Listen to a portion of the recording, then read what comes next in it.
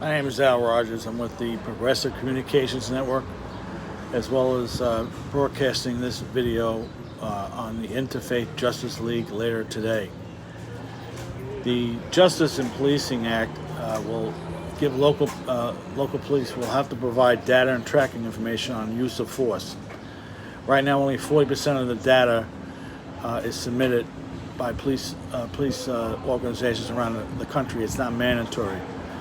There'll be funding for to investigate local departments, bans on chokeholds nationally and coriated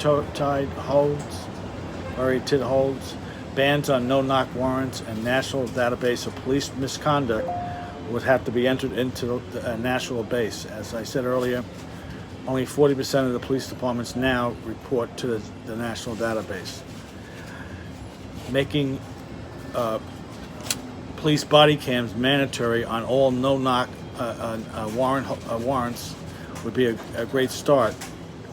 If they can't get the no-knock warrants eliminated, at least make it mandatory that when a no-knock warrant is executed, it must be accompanied by several body cam officers' footage in order for the warrant to be valid. According to the statistics of the World Health Organization, the Peace Alliance, if you're a young adult between the ages of 15 and 25, you're 12 times more likely to be a victim of violence, homicide or victim of violence in this country than any of the 10 largest industrialized countries.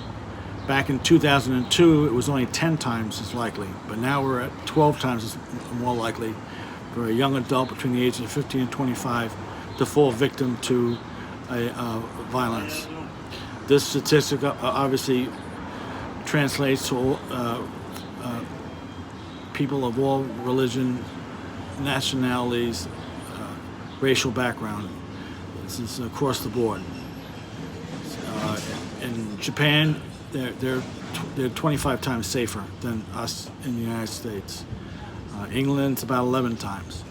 In either case, the Peace Alliance organization based in Washington, D.C., I've been a member of that organization for more than a dozen years.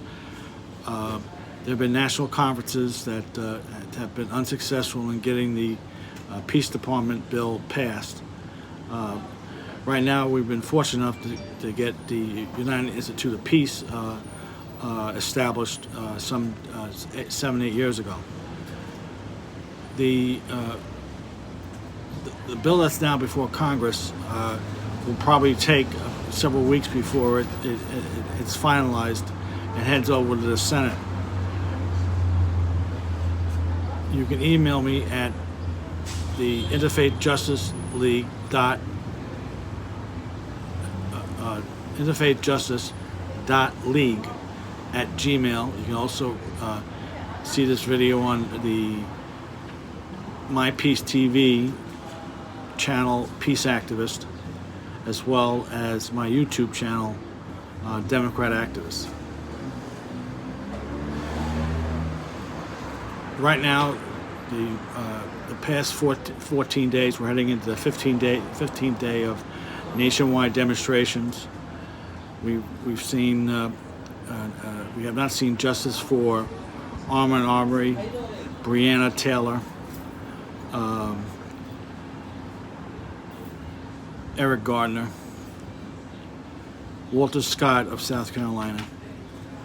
The list is endless.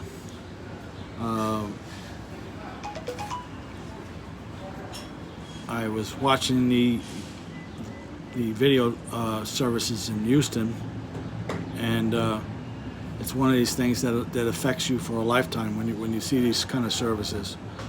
We're hoping that the Congress will listen to the voice of the people and pass reasonable legislation in regulating the police. More than 99% of every police department has no issues with racial violence. There's also always that 1% that can cause trouble, but 99% of them are serving and protecting. Recently in Buffalo, a 75-year-old man was pushed down by 2 different police officers, and President Trump managed to call it a flop. I don't know, he's never going to be an NBA ref. 2 young individuals decide to push a 75-year-old man. It doesn't take much for him to hit the concrete. Why he would not engage his brain before giving his opinion on this matter is befuddling.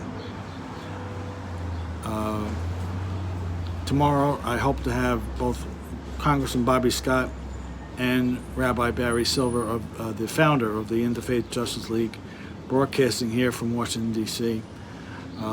Yesterday, I was broadcasting from the steps of the Mount Vernon Place United Methodist Church. Proud to say I was raised in a Methodist church in Comac, New York, and happened to be the 3rd oldest United Methodist church in this country, founded in the 18th century. In any case, you can comment on this video by emailing democrat.activist@gmail.com, or you can visit the My Peace TV website and click in Peace Activists, and you can see this video later today. You can also call with any comments to 888-465-2631 between the hours of 6 a.m. and 9 a.m.